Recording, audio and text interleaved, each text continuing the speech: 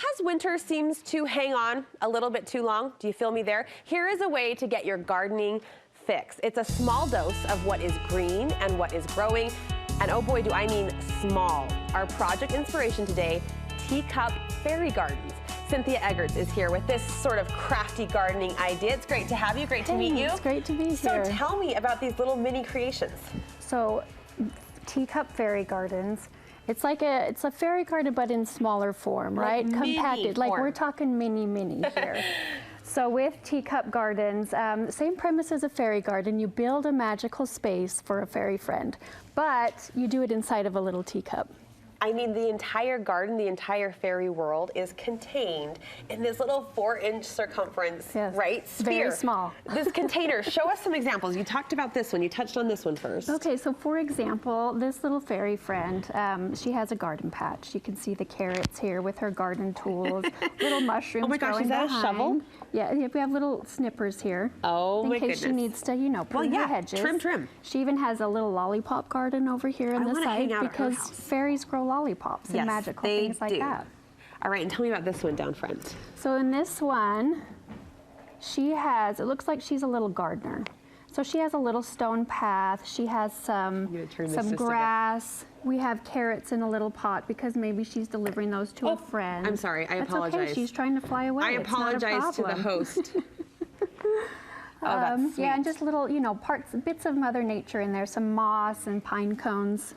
Now we're seeing what's on top, and there is green living, right, items on top. You mentioned the moss. What's underneath? Is that actual dirt? Yeah, so there's actual soil. So there's different options for Teacup Gardens. If you have a green thumb, try a succulent. Succulents are great because they do not require a lot of water. Okay. In fact, all they require is 1 ice cube a week.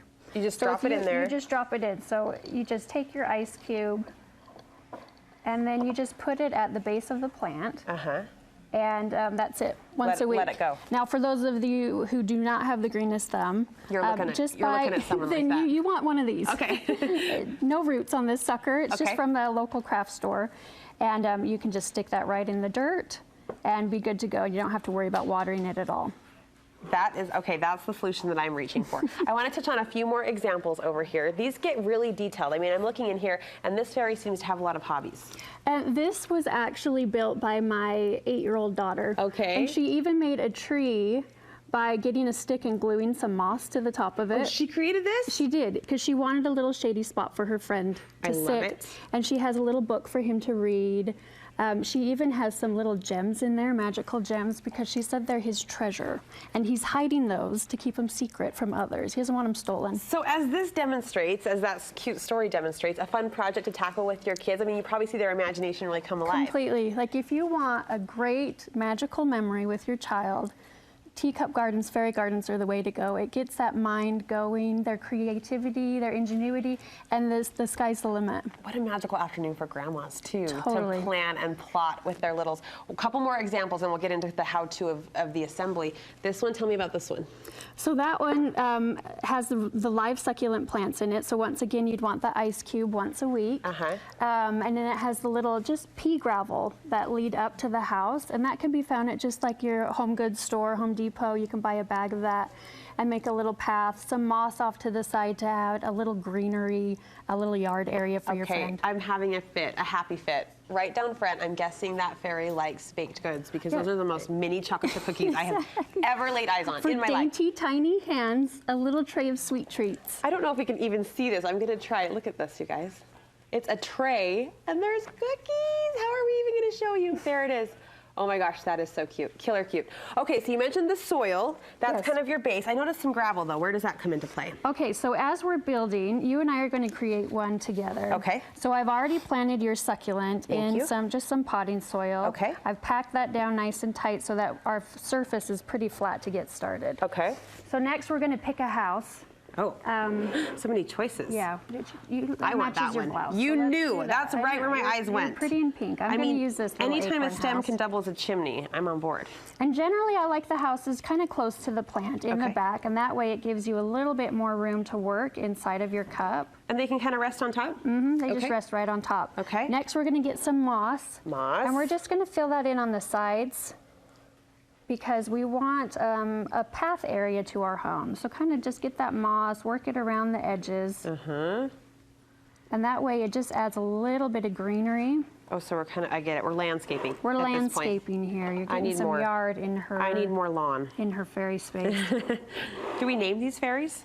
Yes, and that's the great thing about this activity is once you've done this awesome magical memory that you've created with your child, once you've built it, from there you can give your child writing prompts. Who is your fairy? What does she look like? Where did she fly to last night? Cute. What are the names of some of her friends? So she becomes more than a pronoun. She is an actual creature of our imagination. Now what? Now we're going to make the path. Now I'm using pea gravel. Okay. You can also use anything you find around your house, buttons, you know, pebbles that you find out in your yard. If you want to make stepping stones, marbles are great. But we're just creating just a little walkway for her to tiptoe her way to the front door. And I should ask, where are you sourcing these gorgeous teacups? So the cups you can find anywhere. Ransack your cupboard or head to just a thrift store, and they are in so much supply there. Because the subtle patterns on the side are kind of fun too. Exactly right. And the wider the mouth, that's a good tip. The wider the mouth, the more area that you have to actually build and create. Okay, so look for a big opening. Yeah, big opening for sure.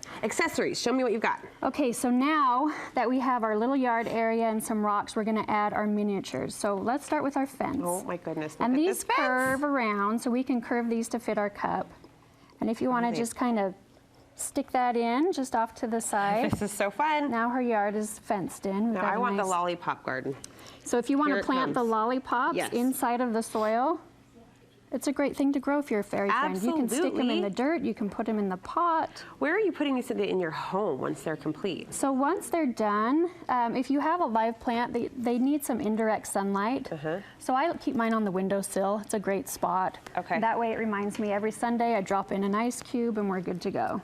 This is so, I could see where this would become a little mini obsession. Totally. Of sorts. Totally. Super cute. And where do we source these darling miniatures? I mean, look, I've got mushrooms and I've got a little mulberry bush. So sweet. I sell everything online. My shop is called Beeble Bop, a fairy shop. That's cute in and of itself. Kind of fun. And we have everything you need. We even sell these teacups in a kit. So it would have everything you need to go ahead and do this project at home. What a darling idea. And a fun trend. We saw fairy gardens emerge, right, as a whole kind of potting presence. A wave a couple years ago, and now, I mean, everything's cuter in mini form. So this definitely fits the bill. Nice to meet you. Nice Thank to you meet so you much. Too. Thanks, Super Brooke. sweet.